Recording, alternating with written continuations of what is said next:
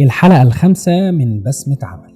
السؤال اللي هيغير كل يوم في شغلك. كل واحد فينا بيشتغل، بس مش كل واحد فينا بيفكر ليه بيشتغل. مش كل واحد بيسأل نفسه النهاردة هخرج من الشغل بإيه. في موظف بيقضي 8 ساعات وبيخرج زي ما دخل، وفي موظف بيسأل سؤال صغير كل يوم بس بيغير طريقه.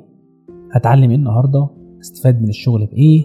اللي قعدت معاه النهاردة بره البيزنس واتكلمنا في العمل العام او في البيزنس عموما واستفدت منه. انا قابلت واحد اسمه سامي بيشتغل في خدمة العملاء، صوته هادي وشاطر بس عادي جدا.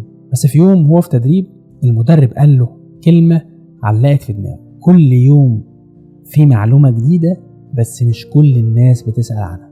ومن يومها سامي ده كتب على ورقة صغيرة وعلقها جنب شاشة الكمبيوتر سؤال النهاردة: كل يوم يسأل سؤال لنفسه او لزميله. ليه العميل ده كان صعب النهاردة؟ ايه اللي خلى المكالمة دي تعدي بنجاح؟ لو انا مكان المدير كنت هتصرف ازاي؟ عارف ايه اللي حصل لسامي ده بعد سنة؟ بقى مدرب في خدمة العملاء جوه شركته.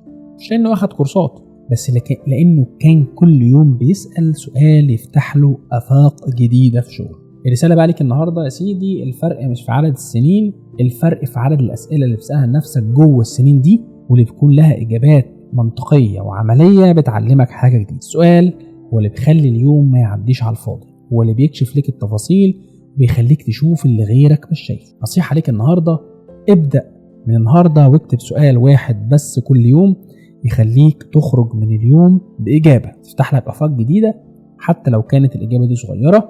سؤالي لك النهاردة: لو مديرك مشغول وزميلك مش فاضي، ايه السؤال اللي لازم تسأله لنفسك عشان تتطور؟